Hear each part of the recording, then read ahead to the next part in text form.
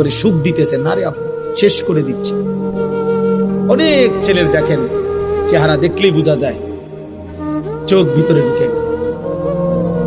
এত কম বয়সে বাবা চেহারা এত কালো হওয়ার কথা, এত কম বয়সে আরেকটু ডর ভয় থাকার কথা। ওই দেখেন ওইখানে ছেলেরা হাসতেছে, মানে ওরা ওদের ফাইজলামি করতেছে, দেখছেন? ওই দেখেন, কে বলবে ওদেরকে, কে ফিরাবে? কেউ নাই। আরে তাকায় না, লাভ কি? বয়স্ক লোকরা চা দোকানে গ্রুপে গ্রুপে 10 জন 12 জন করে করে চাচারা জ্যাঠারা চা দোয়ানে বইয়া বইয়া বিড়ি খাইতেছে, গপ করতেছে। কেউ কি বুঝতে আছো দেশের অবস্থা কোন দিকে যাইব মনে হয়? বুঝেন না? হ্যাঁ, গপ মারতে আছে, বুদ্ধি দিতে আছে, বুদ্ধি দিতে আছে, অনবরত চা বেচতে আছে। চা দোকানদারে কজা মাশাআল্লাহ, আপনার মতো বুদ্ধিজীবী থাকতে আমার দোকান আল্লাহর রহমতে রমরমা। দোকানদারে কবে যা ভাই, তারও 10,000 ইটা না বিল্ডিং এর কাম দাও। কারো জাতির শ্রেষ্ঠ মাতা বয়স্ক বুদ্ধিজীবী এখানে আসে প্রতিদিন। এই বেহুদা কথা, ফালতু আলাপ। চোখের সামনে একটা ছেলে নামাজ পড়ে না, চোখের সামনে মেয়েগুলো বেপর্দা চলতেছে। আহা, বয়স্ক মানুষ তো এতটুকু বলতে পারে যে আমাদের কোনো করণীয় আছে কিনা। 10 জন মুরব্বীতে কমপক্ষে দূর কইতে তো পারে, কমপক্ষে ও আমগো কিছু করার আছে, আমরা কিছু করতে পারি কিনা, কারো কোনো মাথা ব্যথা। এমনি জাতি টিকবে না, মনে রাখেন। আমি এই জন্যই বললাম, আমি পরিষ্কার বললাম, সুখ এখনো অনেক দূরে, শান্তি স্বস্তি নিরাপত্তা অনেক দূরে। বাপ আল্লাহ তাআলা ওয়াদা দিছে, বান্দা তুমি আমার ঈমান আমল বুঝায় না দিলে আমি ঈমানদারের শান্তি দেব না।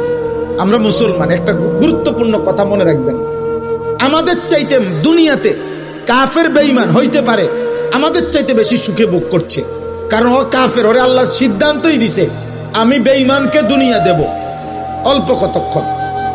এই যে দেখেন, এই বেয়াদব দেখেন, এই যে এই দেখছেন, দেখছেন? ভাইয়া তুমি চলে যাও আব্বা, রাত অনেক হয়েছে আব্বা, যাই ঘুমাও। অথবা বাইরে কতক্ষণ মোবাইল টিপো, তোমার কষ্ট হইতেছে বাবা, এটা তো একটা শরীর, তো কতক্ষণ মোবাইল না টিপা থাকবে? তোমার তো একটা জান, বুঝো না? এরা তো বেশি দিন মেয়াদ থাকবে না, মোবাইলের এমবির মেয়াদ থাকবে না। তুমি চাইয়ে লাও, যাও বাবা, উঠো। তুমি আমার চেনো না হয়তো, আমি শুরুতেই বলছি না আমি সাংঘাতিক মানুষ।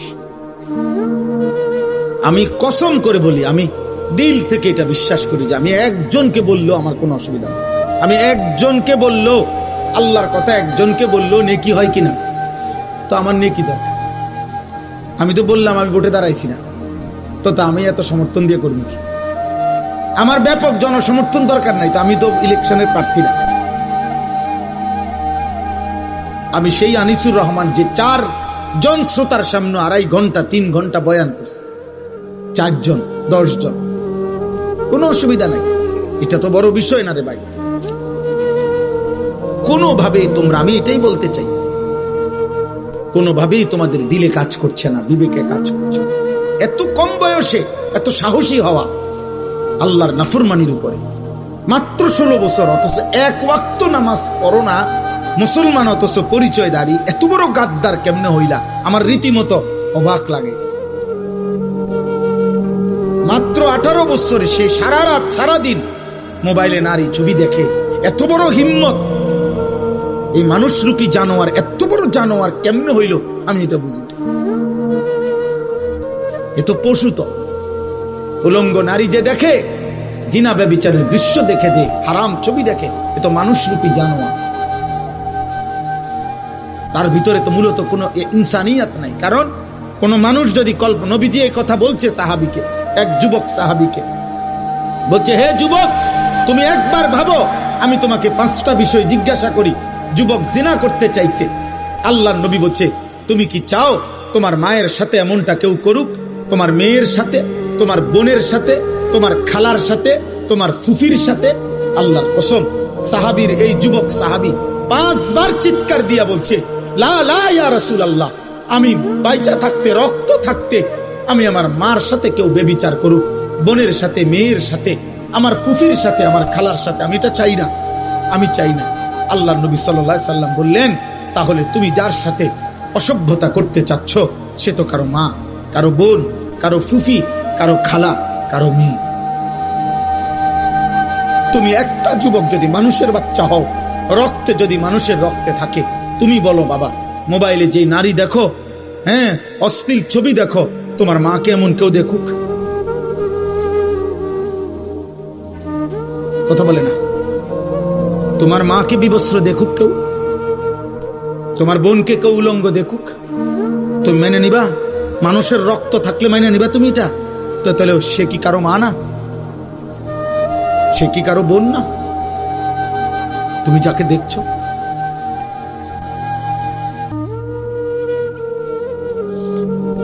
আর যদি বলো ওই দেখায় কেন, তো তুমি তাহলে ভাবো ওর আছেটাই কি, আর যা ছিল তো সে দেখাইই ফেললো। এই জন্য কোন সুস্থ রুচি সম্পন্ন মানুষ কোন পচা দুর্গন্ধযুক্ত যেটার থেকে গন্ধ ছুটছে এমন খাবার মুখে দেয় না। ঠিক কোন সুস্থ বিবেকবান, খোদার কসম ইমানদার কোন যুবক, বেহায়া বেপর্দা যেটার থেকে দুর্গন্ধ ছুটছে, এরকম দুর্গন্ধ কোন কন্যা, নারী, বেহায়া নারীর সাথে সামান্যতম ভালোবাসার কোন সম্পর্ক, হারাম কোন সম্পর্ক কল্পনাও করতে পারে না। বেপর্দা বেহায়া নারীর সাথে যে সম্পর্ক করতে চায় মেয়ের সাথে, মনে করতে হবে বেটা তার রুচিতে সমস্যা, তোর নাকে সর্দি, তোর নাকে দুর্গন্ধ লাগে না, দুর্গন্ধ লাগে না। এই জন্য আব্বা আমি বলতে চাইলাম এতটুকুই কথা। আমার মূল বক্তব্য, আমরা আমাদের মহান আল্লাহ, আমাদের সৃষ্টিকর্তা, আমরা এখানে যারা বসছি আমরা মুসলমান। ঘুরে ফিরে সকালে কিংবা দুপুরে, রাতে কিংবা দিনে, শিশু কিংবা যুবক বৃদ্ধ, আমরা শেষ পরিচয় আমাদের, আমরা মুসলিম। আমরা চাইলেই এই পরিচয় আমরা সরাইয়ে দিতে পারবো না। অতএব মুসলিম হিসাবে আল্লাহ আমাদের কাছে চান আমরা যেন আল্লাহর গোলামি করি, আল্লাহকে ভয় করি, গুনাহ যেন ছেড়ে দেই, আল্লাহ তাআলার আদেশ যেন পালন করি। এটাই আল্লাহ আমাদের কাছে চায়। আর এরই নাম তাকওয়া। তাকওয়া তাকওয়া। আল্লাহ বলে, বান্দা তুমি যেহেতু মুমিন, তুমি যেহেতু মুসলমান, আমি তোমার কাছে চাই ইত্তাকুল্লাহ, ইত্তাকুল্লাহ, ইত্তাকুল্লাহ। আল্লাহকে ভয় করো, আল্লাহকে ভয় করো, আল্লাহকে ভয় করো। আল্লাহ যেন আমারে ডাক দিয়ে বলে, আনিস, কেউ আমারে না মানুক, তুমি না মুমিন, তুমি না বললা মুসলমান, তো তুমি আমারে মানো। কেউ আমারে সেজদা না দো, তো তুমি না বলছো তুমি মুসলমান, তুমি না বললা তুমি লা ইলাহা ইল্লাল্লাহ মানো, তুমি না বললা তুমি মুহাম্মাদুর রাসূলুল্লাহ মানো, তো তুমি সেজদা দাও। তুমি আমারে ডাকো, তুমিও ডাকবা না আমারে, তুমিও আমার একটা সেজদা দিবা না। তাহলে তুমি ধর্মের পাশে ইসলাম লেখলা কেন? তোমার জন্ম নিবন্ধনে ধর্মের পাশে ইসলাম লেখলা কেন? তোমার পাসপোর্টে তোমার ধর্মের পরিচয় ইসলাম লেখলা কেন? তোমার জন্ম নিবন্ধন সনদে ধর্মের পরিচয় ইসলাম লেখলা কেন? এই জন্য কোরআনুল কারীমের মধ্যে আছে, কিয়ামতের দিন আল্লাহ তাআলা ফেরেশতাদেরকে বলবে, প্রত্যেকটা পাপীকে দুইজন লোক সহ একসাথ করো। এক, পাপীকে; দুই, পাপীর সঙ্গীকে; তিন, পাপ কাজে সে নির্ভর করেছে যার উপরে তাকে। এই তিন নাফরমানকে একসাথ করে দাঁড় করাও জাহান্নামের দিকে বরাবর করে। আমি আল্লাহ ওয়াকিফুহুম ইন্নাহুম মাসউলুন, একটা একটা করে আমি আল্লাহ জিজ্ঞেস করব, বান্দা কেন আমার নাফরমানি করেছে? হ্যাঁ, আপনি এই জন্য ভাবেন। আমি এখনই দোয়া করব, এই রাত গভীরে আব্বা, নওজোয়ান বয়স্ক বাবা, একবার হইল বিবেক দিয়া সারা দিন শেষে রাত্রে ঘুমাইবার আগে প্রত্যেকটা কিশোর যুবক বাবা, আমি আপনার 1 মিনিটের জন্য, 30 সেকেন্ডের জন্য হলো চোখ বন্ধ করে একবার ভাইবেন, আজ যা করছেন তা আমি মুসলমান হিসাবে ঠিক হলো? সারাদিনে 5 ওয়াক্ত নামাজের ওয়াক্ত চলে গেল, আমি একটা সেজদাও দিলাম না। আমার বয়স 40, আমার মালিকের কোরআন আমি একটা পৃষ্ঠা দেখে দেখেও পড়তে পারি না। সারা দিনে 24 ঘন্টার মধ্যে আমি কি 10টা মিনিট আমার আল্লাহর নামের জিকির করতে পারতাম না? আমার আজকের সারা দিনের উপার্জন 1000 টাকা, আমি কি আমার আল্লাহর পথে 10টা টাকা খরচ করতে পারতাম না? কোনোদিনই মনে পড়লো না? এতটুকু হিসাব মিলাই, এটা আল্লাহর কোরআনে বলছে, বান্দা তুমি হিসাব কইরো আজকের দুনিয়া থেকে আগামীকালকের আখিরাতের জন্য কি পাঠাইছো। 2 নম্বরে আল্লাহর নবী বলছেন, আল কাইয়িসু মান দানা নাফসাহু, বুদ্ধিমান সে যে নিজের হিসাব করে। নবীজি বলছেন, হাসিবু কাবলা আন তুহাসাবু, আল্লাহ তোমার হিসাব নেওয়ার আগেই নিজের হিসাব তুমি করো। আল্লাহ আমাদেরকে বুঝ দান, আল্লাহ আমাদেরকে বিবেক দান করে। তাহলে আল্লাহ তাআলা আমাদের কাছে তাকওয়া চায়, গুনাহমুক্ত জীবন চায়, আল্লাহর আনুগত্যপূর্ণ জীবন চায়। এটাই আল্লাহ এখানে বলছেন যে বান্দা, এই শেষ কথা, আল্লাহ তাআলা বলেন, বান্দা আমি চেয়েছিলাম 12 মাস তুমি আমাকে ভয় করবা, আমি চেয়েছিলাম পুরাটা বছর তুমি গুনাহ ছেড়ে দিবা, আমি চেয়েছিলাম তুমি পুরাটা বছর আমি আল্লাহর আনুগত্য করব। আচ্ছা যাও, ঠিক আছে, 11 মাসে ঘাটতি হইছে, কমতি হইছে, ভুল হয়ে গেছে, আচ্ছা ঠিক আছে বান্দা যাও, আমি আল্লাহ আবারও তোমার একটা নতুন সুযোগ দিতে চাই। মাত্র 1টা মাস, 11 মাস পরে আমি আবার আনলাম এই 1টি মাস, আইয়ামাম মাদুদাত, গুনা গুনা কয়েকটা দিন, গুনা দিন মানে হইল 30 দিন অথবা 29 দিন। আল্লাহ যেন আশ্বাস দিয়া, নিশ্চয়তা দিয়া বলতেছে, বান্দা 31 দিন হবে না বললাম, 32 দিনও যাইতো না, হয় 30 নয়তো 29, এই দুইটার মধ্যেই থাকবে। 29 বা 30 দিনের মাত্র গুনাহ হিসাব করা 1টা মাস, মাহে রমজান, আমি আবারও 11 মাস পর পর তোমার সামনে আনলাম, আনলা তোমার কাছে আমি আল্লাহ পেশ করলাম। এই 1টি মাসে তুমি আমি আল্লাহর হুকুমটা পারো, গুনাহ ছাড়ো এবং আমার আনুগত্য ঠিকঠাক মতো করো। আমি আল্লাহ ওয়াদা দিলাম, লাআল্লাকুম তাত্তাকুন, 30 দিনেই তোমারে মুত্তাকি বানায় দেব। 30 দিনের মাথায় চাঁদ উঠাইয়া ঈদের দিন জান্নাতে পৌঁছে তুমি কদর করো। একটা কথা মনে রাখবেন, তাফসীরের মধ্যে আছে, আল্লাহ তাআলা মূলত বান্দাকে মূলত মাফ করতে চায়, আল্লাহ তাআলা মূলত বান্দাকে জান্নাত দিতে চায়। এই জন্য আল্লাহ তাআলা বাহানা তালাশ করে, কোনো না কোনো ভাবে আমার বান্দারে মাফ করে দেওয়া যায় কিনা, কোনো না কোনো ভাবে জান্নাত দেওয়া যায়। একটা মানুষ বুঝে আমি উনারে কথার দ্বারা ফেসাইতেছে, মনে করেন উনি আমারে বলেন, আমার ভিতরে ভিতরে যেন আমি ওনার কথাটা শুনতাম না, এই জন্য কথা ঘুরাইতেছে।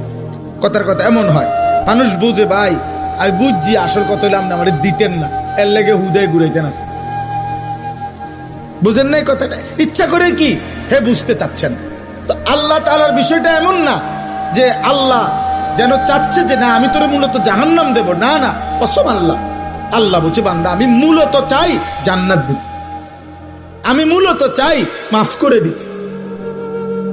হযরত ইউনূস আলাইহিস সালাম তাফসীরে আছে, ইউনূস নবী আল্লাহকে বলছিল, আল্লাহ আমার জাতি বড় অবাধ্য, আমি আর বলতাম না, আপনি ধ্বংস করে দেন। তখন তাফসীর আছে, ইউনূস আলাইহিস সালামকে আল্লাহ বলছিলেন, ওই যে এখানে একটা লোক মাটি দিয়া মাটির পাত্র বানাইছে অনেকগুলো, তুমি একটু তার কাছে যাও তো, কুমার আর কি, কুমার। ইউনূস আলাইহিস সালাম ওই লোকটার কাছে গেছেন, তা আল্লাহ বলছেন, ইউনূস ওই বেটারে শুধু একটা কথা বলো, যে সে যে এই মাটি দিয়ে মাটির পাতিল বানাইছে, এরকম তার হাতের বানানো একটি মাটির পাতিল ভেঙে ফেলতে বলো, তারে ভাঙ্গে লাইতে। ইউনূস আলাইহিস সালাম বলছে, হে ভাই, আপনি আপনার বানানো এই মাটির পাতিল থেকে একটি পাতিল ভেঙে ফেলেন। তখন ওই কুমার সে বলছে, এই মিয়া, আমার নিজের হাতের বানানো মাটির পাতিল আমি ভাঙবো কেন? বোকা নাকি আমি? কেন ভাঙবো? এত যত্ন করে আমি বানাইছি। আল্লাহর কসম, ইউনূস আলাইহিস সালামকে আল্লাহ তাআলা তখন ডাক দিয়ে বললেন, ইউনূস, মাটির পাতিল যে বানায়, এমন এক মানুষ যদি এক সাধারণ মাটির পাতিল নিজের হাতে বানানো ভাঙতে না চায়, আমি যারে মায়ের পেটে 9 মাস রেখে নিজের হাতে সাজাইছিলাম, আমার দেওয়া চোখ নাক কান দিয়ে আমি বানাইছি যারে, আমার সেই বান্দাকে আমি কেমনে জাহান্নাম দিই? আমি ধ্বংস করে দেব কেন? ও যদি তার মাটির পাতিল ভাঙতে না চায়, আমি আমার এমন যত্নে গড়া বান্দাকে জাহান্নাম দেব কেন, ধ্বংস করে দেব কেন? আমি অপেক্ষায় থাকি মাফ করে। আমার বান্দা কোনদিন যদি এক ফোঁটা রাত গভীরে চোখের পানি ফেলে, আমি ওরে মাফ করে দেব। যদি বলে বান্দা আল্লাহ গুনাহ অনেক বেশি, আল্লাহ বলবে সমুদ্রের ফেনার চাইতেও বেশি। বান্দা বলবে না। আল্লাহ বলবে আসমান পরিমাণ উচ্চতার চাইতেও বেশি। বান্দা বলবে না। তা আল্লাহ বলবেন বান্দা আমি তো আসমান ছোঁয়া পর্যন্ত গুনাহ মাফ করতে রাজি, আমি তো সমুদ্রের ফেনার চাইতেও বেশি গুনাহ মাফ করতে রাজি। এত সুযোগের পরেও যে বান্দা আল্লাহকে ডাকে না, সেজদা করে না, গুনাহ মাফ চায়, ঠিক আছে বদনসিব, তুমি তোমার জীবন চালাও। আলহামদুলিল্লাহ রাব্বিল আলামিন। আল্লাহুম্মা আনতাস সালাম ওয়া মিনকাস সালাম, তাবারাকতা ইয়া দাল জালালি ওয়াল ইকরাম, ইয়া আরহামার রাহিমিন, ইয়া আরহামার রাহিমিন, ইয়া আরহামার রাহিমিন। ربنا ظلمنا أنفسنا وإن لم تغفر لنا وترحمنا لنكونن من الخاسرين. ربنا آتنا في الدنيا حسنة وفي الآخرة حسنة وقنا عذاب النار. رب ارحمهما كما ربياني صغيرا. ربنا هب لنا من أزواجنا وذرياتنا